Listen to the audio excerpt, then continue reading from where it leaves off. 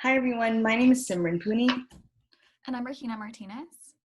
and today we'll be presenting on the perceptions of the Canadian criminal courts, exploring the intersections between racialization, community bonds, and indigeneity in Canada. We are affiliated with SFU and SA 355 taught by Dr. Susanna Craig. Our presentation is on the perceptions people have of the Canadian criminal courts, where we explore the role of community belonging, identity, racialization, and discrimination, and see how all that contributes to the confidence people have in the Canadian criminal court system. Our goal is to understand the perceptions that Aboriginal Canadians and other minorities who have been discriminated against due to their race and or color have about the Canadian criminal courts. So this project comes at a time where we've seen many events and incidents taking place here and around the world where minority groups are subjected to racial discrimination, not only within their community, but also the justice system and other systems that are set out to be working in the public interest and protecting its citizens. Our idea of the project has come at a time where we've seen events this year, such as the Wet'suwet'en protests, where police have forcibly removed protesters from their land. This also comes at a time where there's been an increase in anti-Asian attacks at the start of the COVID-19 pandemic, and where we've seen the Black Lives Matter movement grow and expand in late May and early June due to several lives that have been lost throughout this year. As for past literature, there has been some work that's been done a lot and some that still needs to be, I guess, built upon. So as for literature around our topic, there have been multiple studies in the US that found distrust in police among African American youth and Hispanic people. So while that has been a topic that's been researched a lot in the United States, in Canada, we have seen little published work that incorporates the perspectives and experiences of racialized minorities. And then there has also been a lack of work that revolves around Aboriginal experiences, but then some work that has been published a lot is the work around Aboriginal people and their representation in our Canadian prison, where Aboriginal people are unproportionately represented in the Canadian prisons and correctional facilities. The data source that we are using is the General Social Survey Cycle 28, Canadian Safety Victimization, published in 2014. This survey includes all people aged 15 and up, but excludes full-time residents of institutions. By excluding full-time residents of institutions, the survey does not include Indigenous peoples who live on reserve or peoples who are incarcerated. For the provinces, the survey frame was created using a list of landline and cellular phone numbers and the address register. So people without a permanent address who do not have a phone number are not included in the survey. For the territories, the sample frame was taken from the labor force survey. It also does not include households in remote areas with a low population density, thus excluding many Inuit communities. Our measures are as follows. Our OV is confidence in the Canadian criminal courts, which is ordinal, treated like interval. Our PV1 is sense of belonging, which is ordinal, treated like interval. PV2 is fairness in the police, which is ordinal. Our PV3 is Aboriginal identity, which is nominal. And our PV4 and moderator variable is racial discrimination, which is also nominal. For our belonging variable, we found that the majority of respondents identify as having a somewhat strong sense of belonging to their local neighborhood, and that as sense of belonging increases, confidence in the Canadian criminal courts also increases.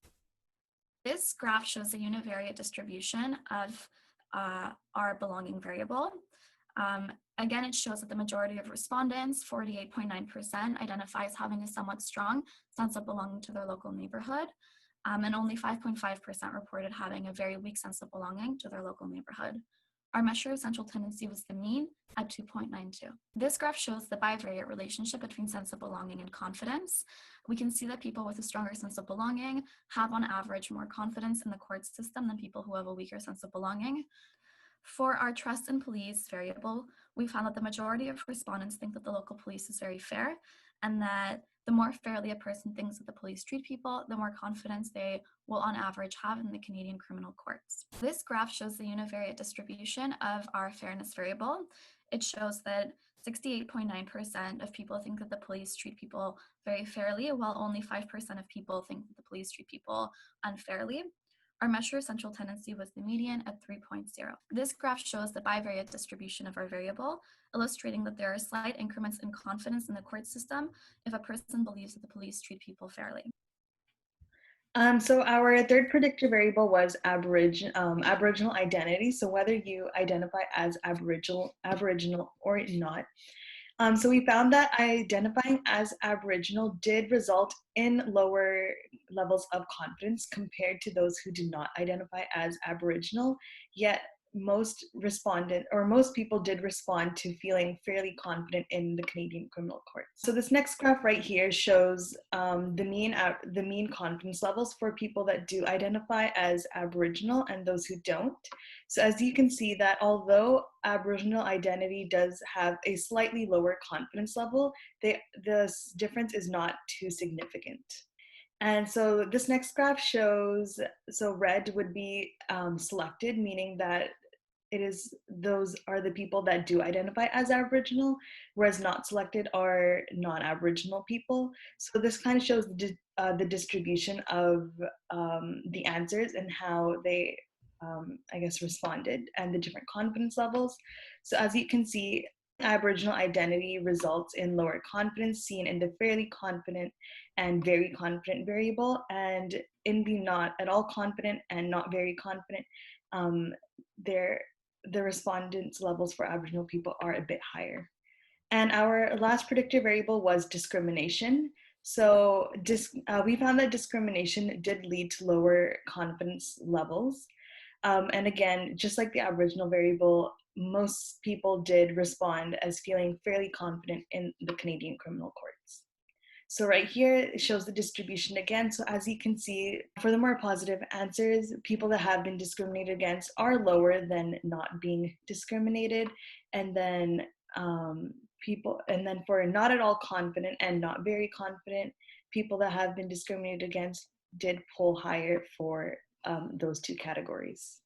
And then for our multivariate question, we used the variables of Aboriginal identity, confidence as our outcome variable, and then discrimination as our moderator variable. So we found that there was no significant difference between confidence levels between Aboriginal and non-Aboriginal people, yet discrimination was a strong moderator variable where between both Aboriginal and non-Aboriginal identifying people, discrimination did play a factor in confidence levels. So right here is our regression. So our regression shows the relationships between those variables and how they stand with our confidence variable as well. So we can see that there was a positive correlation between being discriminated against and having lower levels of confidence in the Canadian criminal courts. And then we also used perceptions of police fairness as our control variable, which also showed a relationship that viewing police to be unfair contributed to lower levels of confidence in the Canadian criminal courts. And right here is another graph that shows our multivariate question, where you can see that at the bottom, where people that have been discriminated against, whether they do identify as Aboriginal or not, have lower confidence in the Canadian criminal courts than those who have not been discriminated against. While we are comfortable rejecting the null hypotheses for all of the relationships mentioned above, the differences between the variables are not as significant as originally thought. We are not dismissing the significance of this data, but must consider the limitations of who it does not represent. In the future, we hope that census data available to researchers is more purposeful in its involvement of Aboriginal peoples and highlights the importance of their perspective in Canadian society. And in the future, we also wonder if we can use a mixed methods approach, so adding more qualitative approaches to really highlight the experiences and opinions of Aboriginal people and other racialized minorities, so to incorporate experiences that cannot be put into numbers.